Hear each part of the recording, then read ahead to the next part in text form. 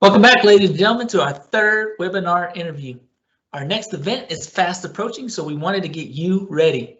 I'm Tyler Yancey. I'm part of the SPE Permian Data Analytics team, where we look to build a community of data enthusiasts by conducting knowledge sharing events. And boy, let me tell you what, we have quite the knowledge sharing event coming up next week. And I'm joined today by our guest presenter, Erica Conan, who's going to get us kicked off today by telling us a little bit about herself. So Erica, welcome to the call. Thank you, Tyler. Thank you for having me. Well, what can I say about myself? I was born and raised in the Netherlands. That's also where I did my education: physics, mechanical engineering, computational mechanics, all of that. Worked a good amount of time in the national lab and had a lot of exposure to really new and neat technologies, 3D printing, flexible electronics, for example, for wearables, new types of solar cells, all of that stuff. After all of that journey, I decided to go to Switzerland, to St. Gallen, to business school. And because I really felt that, having great ideas is one thing, but turning them into, companies and really into value in the marketplace, that's really where I wanted to be. So I went to Switzerland, learned quite a bit there. And then I moved to the United States, to Houston. That's where I am since 6 years now. And after we started Reveal Energy Services, which is really a spin-out company out of Statoil. And we've been on that journey for the past 6 years. Very cool. Very impressive background, and we look forward to the webinar. And speaking of that, yeah, I'll just ask that question directly. What can we look forward to, and what are you going to talk about at the webinar? Well, the title of the webinar is New Ways to Look at Your Old Data.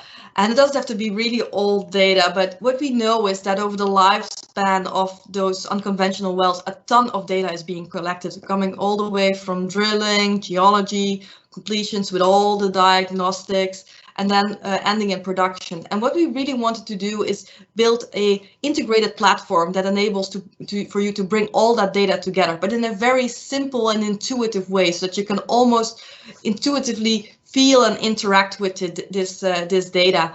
So we've called this product Orchid, and it has a great 3D visualization, but it also has some really unique data analytics capabilities that enables you to build custom workflows. Really, if you come up with a hypothesis and you want to test that based on the data at hand, you can do that. And if you can program in Python, that's great.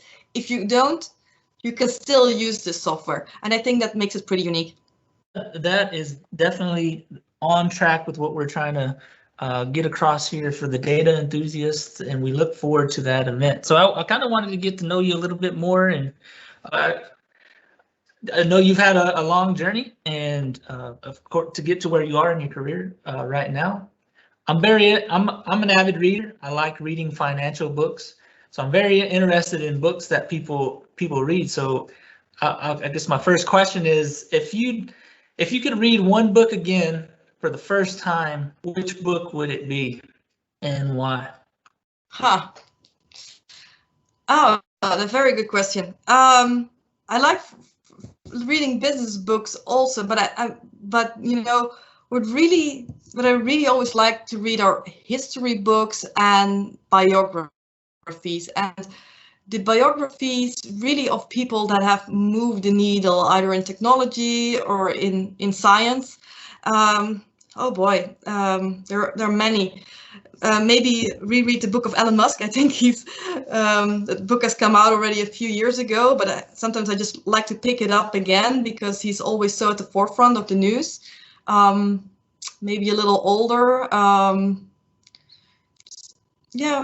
From You're Surely Joking, Mrs. Feynman, or Mr. Feynman, something like that. I think, just technology books. I think Richard Feynman. I think those are the things that I'd like to read and get inspired by. Cool, very cool. All right, so are you ready for my next question? I'm not sure. All right. So if a surprising fact about me is that back in high school, I used to play the drums, and I was actually in the marching band, and I played the quints, which is like 5 drums all attached to each other, strapped around your shoulders. So that's kind of a hidden talent of mine, I guess you would say. So my next question for you is, do you have any hidden talents?